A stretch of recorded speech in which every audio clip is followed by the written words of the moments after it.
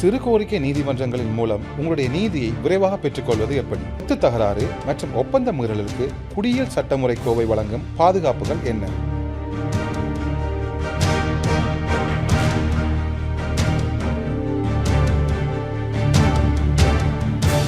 அனைவருக்கும் வணக்கம்.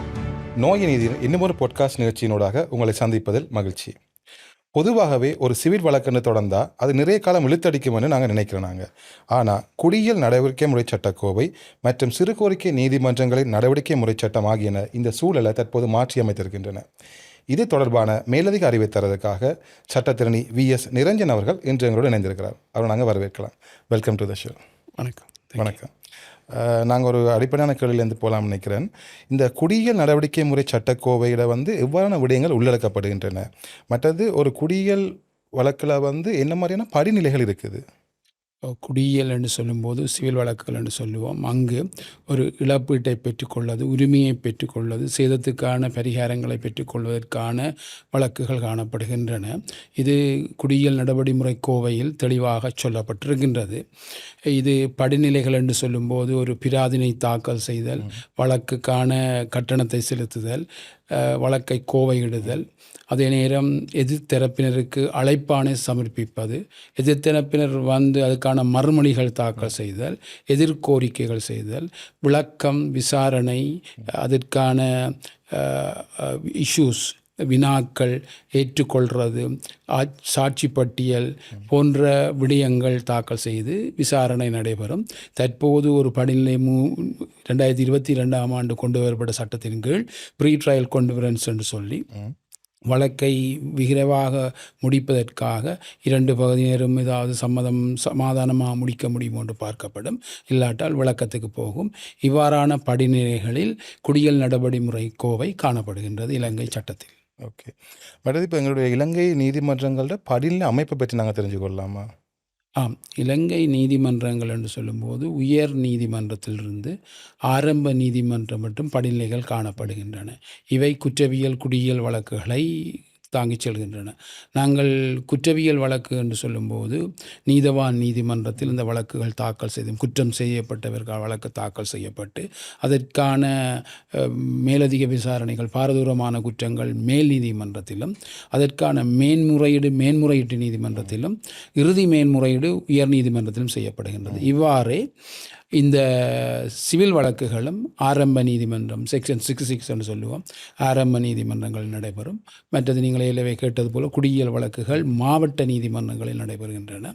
அதற்கு பிற்பாடு அவையினுடைய மேன்முறையீடு மேல் நீதிமன்ற சிவில் அப்பலண்ட் மேல்முறையீட்டு நீதிமன்றங்களில் விசாரணை செய்யப்பட்டு மேன்முறையீட்டு நீதிமன்றங்களுக்கு சென்று இறுதியாக உயர் நீதிமன்றத்தை கொண்டு வரப்படுகின்றது.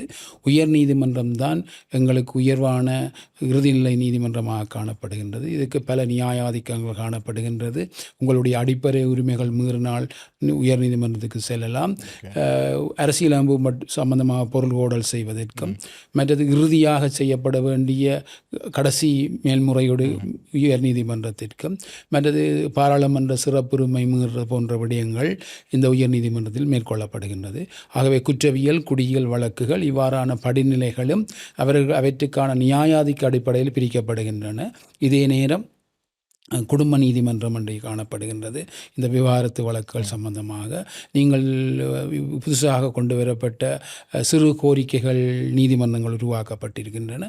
அதே நேரம் வர்த்தக மேல் நீதிமன்றங்களும் செயற்படுகின்றன. பெருந்தொகை பணங்கள் 20 மில்லியனுக்கு மேல் உள்ள நடவடிக்கைகள், கம்பெனிகள், ஆக்க உரிமைகள் சம்பந்தமான விடயங்கள் சம்பந்தமாகவும் வர்த்தக மேல் நீதிமன்றங்கள் நடைபெறுகின்றன. இவ்வாறான நீதிமன்ற படிமுறைகள் இலங்கை நீதிமன்ற காணப்படுகின்றன. ஓகே. இப்போ எனக்கு ஒரு வழக்கை தாக்கல் செய்யணுமெண்டா நான் எந்த நீதிமன்றத்தில் எந்த பிரதேசத்தில் அதை தாக்கல் செய்யலாம்னு எப்படி நான் தீர்மானிக்க முடியும்? இது ஒரு நல்ல கேள்வி உண்டு. நீதிமன்றத்துக்கும் பிரிவுகள் இருக்கு. நீதி மாவட்டம், நீதி பிரிவு, நீதி வலயம் என்று காணப்படுகின்றது. ஜுடிஷியல் ஜோன் என்று சொல்லுவோம். அந்தந்த பிரிவுகளுக்கு உரிய மாவட்ட நீதிமன்றம், நீதவான் நீதிமன்றம் காணப்படுகின்றன. அந்த டிஸ்ட்ரிக்டுக்கு ஒரு மேல் நீதிமன்றம் அல்லது சிவில் குடியியல் முறையீட்டு நீதிமன்றம் காணப்படுகின்றன. மேல்முறையீட்டு நீதிமன்றமும் உயர் நீதிமன்றமும் கொழும்பில் மட்டும் செயற்படுகின்றது. இவ்வாறான செயற்பாடுகள் இருந்திருக்கு. குற்றவியல் என்று சொல்லும்போது எந்த போலீஸ் பிரிவில் அந்த குற்றம் நடைபெற்றதோ அவர்கள் அந்த நீதிமன்றத்துக்கு 24 மணி நேரத்துக்குள் செய்வார்கள். அதே போல் எங்களுக்கு நீதி வலயம் ஒன்று காணப்படுகிறது. அது ஜுடிகேச்சரி ஆக்டிலே சொல்லப்பட்டிருக்கிறது. அந்த வலயத்துக்குள்ளே நாங்கள் நடவடிக்கையை தாக்கல் செய்யக்கூடியதாக இருக்கும். அதே நேரம் நீங்கள் கேட்ட கேள்விக்கு இங்கே குடியியல் வழக்குகளில் பிரிவு 9 சொல்லப்பட்டிருக்கு. ஒரு காணி அமைந்திருந்தால் அந்த காணி அமைந்த மாவட்ட நீதிமன்றத்துக்கு அல்லது வழக்காளி எதிராளி காணி என்று சொன்னால் கட்டாயம் அந்த மாவட்ட நீதிமன்றத்தில் தான் தாக்கல் செய்யணும். வேறு வழக்குகள் என்று சொன்னால் வழக்காளியோ எதிராளியோ இருக்கின்ற பிரதேசத்தில் தாக்கல் செய்யலாம். அல்லது ஒரு ஒப்பந்தம் உருவாக்கப்பட்டால் ஒப்பந்தம் உருவாக்கப்பட்ட பிரதேசத்தில் தாக்கல் செய்யலாம் என்று சொல்லிய வரையில் எங்களுடைய குடியியல் நடைமுறை பிரிவு 9 தெளிவாக சொல்லப்பட்டிருக்கிறது. ஓகே, இப்போ நான் அப்படியான சந்தர்ப்பத்தில் ஒரு வழக்கல் தாக்கல் செஞ்சு அந்த வழக்குக்கு இப்போ எதிர்த்தரப்பினர் வராமல் விட்டால் என்ன நடக்கும்? இல்லாட்டி இந்த நீதிமன்றம் எந்த மாதிரியான தீர்மானத்தை எடுக்கும்? நல்ல விஷயம் உண்டு. இதில் இந்த குற்றவியல் கிரிமினல் கேஸில் நாங்கள் வழக்குக்கு வராட்டால் வாரண்ட் இஷ்யூ பண்ணப்படும். அந்த வாரண்ட் ஓப்பன் வாரண்ட் ஆகி அவர்களை பிடித்து கொண்டு வந்து நீதிமன்றத்தில் முற்படுத்துகிற தன்மைகள் காணப்படும். அவர்களை வெளிநாட்டுக்கு போகாமல் தடுத்து வைக்கிற அது குற்றவியல் வழக்குகளில். குடியியல் வழக்குகள் என்று சொன்னால் அதில் அழைப்பாணைகள் சேவிக்கப்படும். அந்த அழைப்பாணைகள் பதிவு தபாலில் அனுப்பப்படும். பிற்பாடு பிஸ்கால் என்று சொல்லி நீதிமன்றத்தில் ஒரு பிரிவினர் இருக்கிறோம். அவர்கள் நேரடியாக கொண்டு போய் அவர்களை கையளித்து அந்த அறிக்கைகளை சமர்ப்பிப்பார்கள்.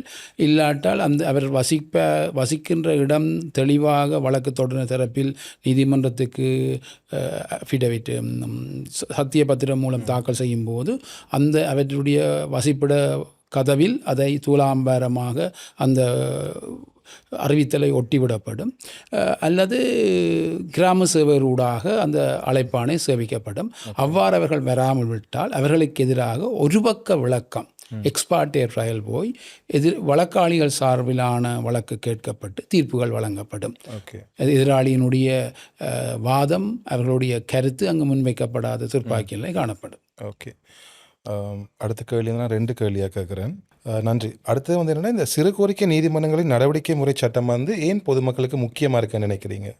இது 2002ஆம் ஆண்டு கொண்டு வரப்பட்டது. இந்த சட்டம் 2023ஆம் ஆண்டு நடைமுறைக்கு வந்தது. முக்கியமாக இந்த சட்டத்தில் என்னென்னு சொன்னால், சாதாரணமாக ஒரு மாவட்ட நீதிமன்ற வழக்கு தாக்கல் செய்தால் எத்தனையோ வருடக்கடங்கள் நீதிமன்றத்துக்கு அலைய வேண்டிய தேவை ஏற்படும், செலவுகள் ஏற்படும். இதனால் நீண்டகால நீதி மறுக்கப்பட்ட நீதிக்கு சமம் என்று சொல்லி பலர் நீதிமன்றங்களை நாடுவதில்லை. இவ்வாறான நிலையில் நாங்கள் நீதிக்கு போகாமல் சண்டைக்காரன் காலில் விழுவோம் என்ற அடிப்படையில் செயற்படுற தன்மையை காணப்படும். ஆகவே தான் இந்த நீதி கிடைக்க வேண்டும் என்றபடியில் சிறு கோரிக்கைகள் நீதிமன்றங்கள் உருவாக்கப்பட்டன.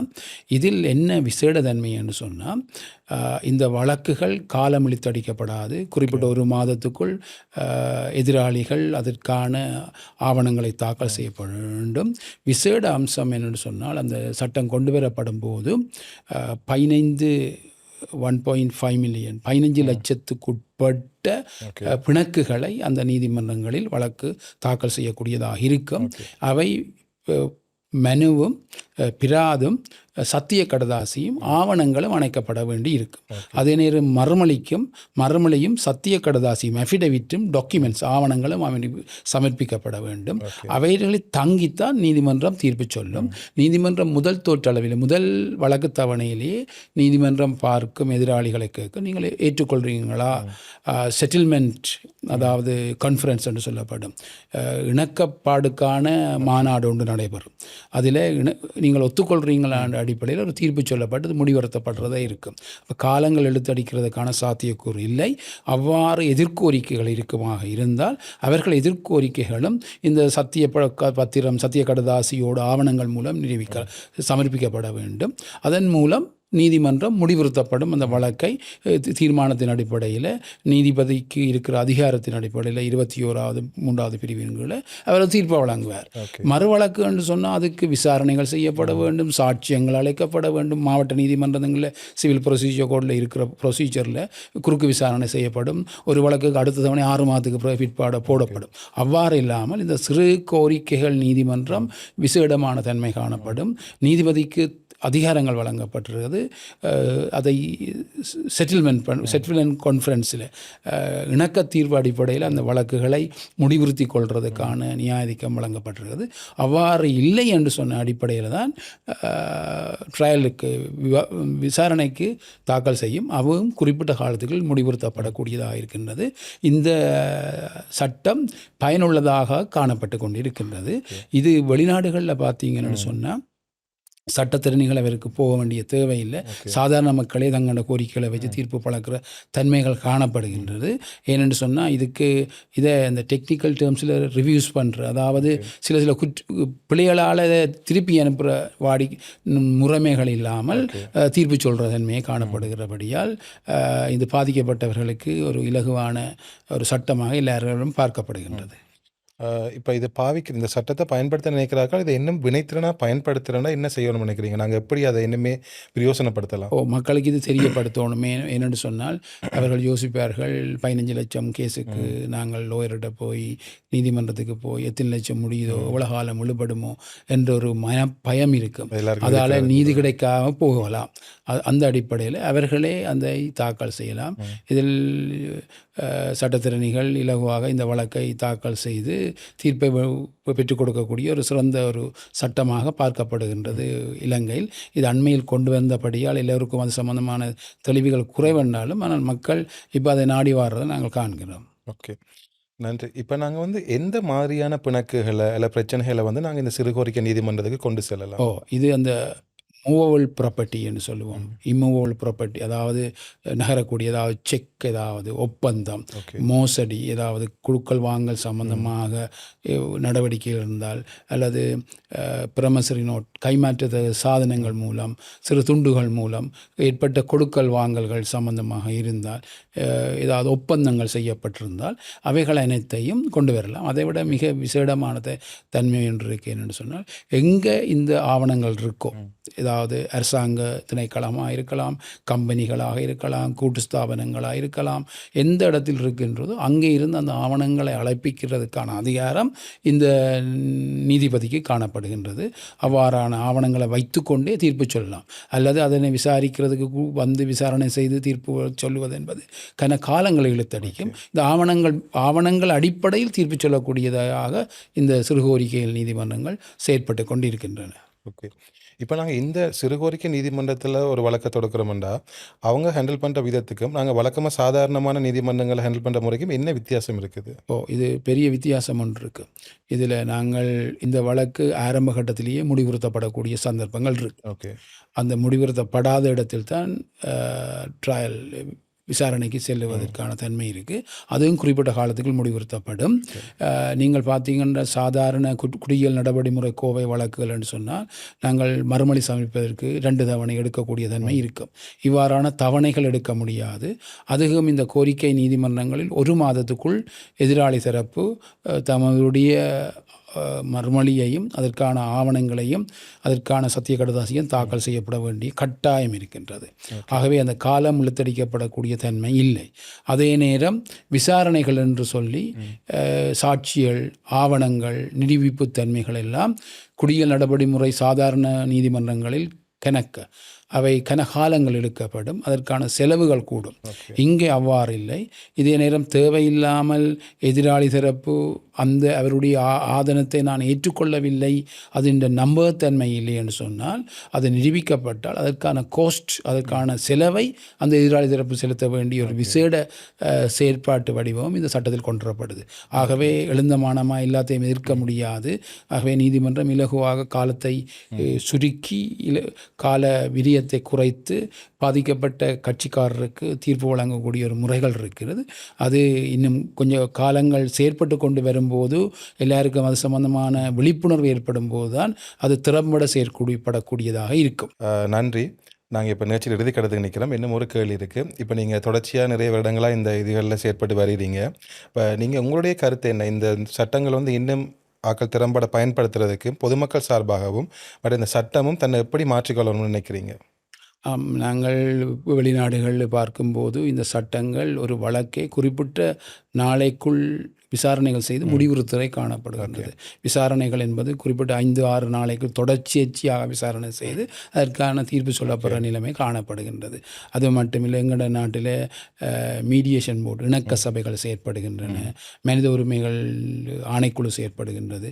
இவ்வாறான விடயங்கள் காணப்படுகின்றது. இப்போது கூட இந்த சிறு குற்றங்கள் நீதிமன்றங்கள் உருவாக்கப்பட்டிருக்கிறது. இவ்வாறான விடயங்கள் நீதிமன்றத்தில் நம்பிக்கை கொண்டு மக்கள் நீதியை நாடுவதற்கான விஷயமாக காணப்படுகின்றது. இந்த குடியியல் நடவடிமுறை கோவையிலும் ப்ரீ ட்ரையல் கான்ஃபரன்ஸ் ஒன்று கொண்டு வரப்பட்டது. இதன் மூலம் நேரம் வீணடிக்கப்படுறதை குறைக்கிற தன்மை காணப்படுகிறது. எதிர்காலத்திலும் இவ்வாறான மாற்றங்கள் வருவதன் மூலம் மக்கள் சட்டத்தில் நம்பிக்கை கொண்டு நீதிமன்றத்தை நாடி பாதிக்கப்பட்டவர்களுக்கு அதுக்கான இழப்பீடு, பரிகாரம், நிவாரணம் கிடைக்க வேண்டும் என்று நாங்கள் விரும்பிக் கொள்கிறோம். நன்றி உங்களுக்கு. நன்றி. எங்களோட இணைந்து கொண்டு எங்களுக்கு இந்த எளிய சட்ட விளக்கங்களை வந்து மிக எளிய முறையில் எங்களுக்கு சொன்னீங்க. நிறைய பேருக்கு பயனுள்ளதாக இருக்குமென்னு நம்புகிறேன். நன்றி. நன்றி. தேங்க்யூ. இன்றைய எபிசோடில் இந்த சட்டம் தொடர்பான எளிய விளக்கங்களை பெற்றிருப்பீங்கன்னு நாங்கள் நம்புகிறோம். இன்னும் ஒரு முறை மேலும் ஒரு சட்டம் தொடர்பாக கதைக்கும் வரை விடைபெற்றுக் கொள்கிறோம். நன்றி.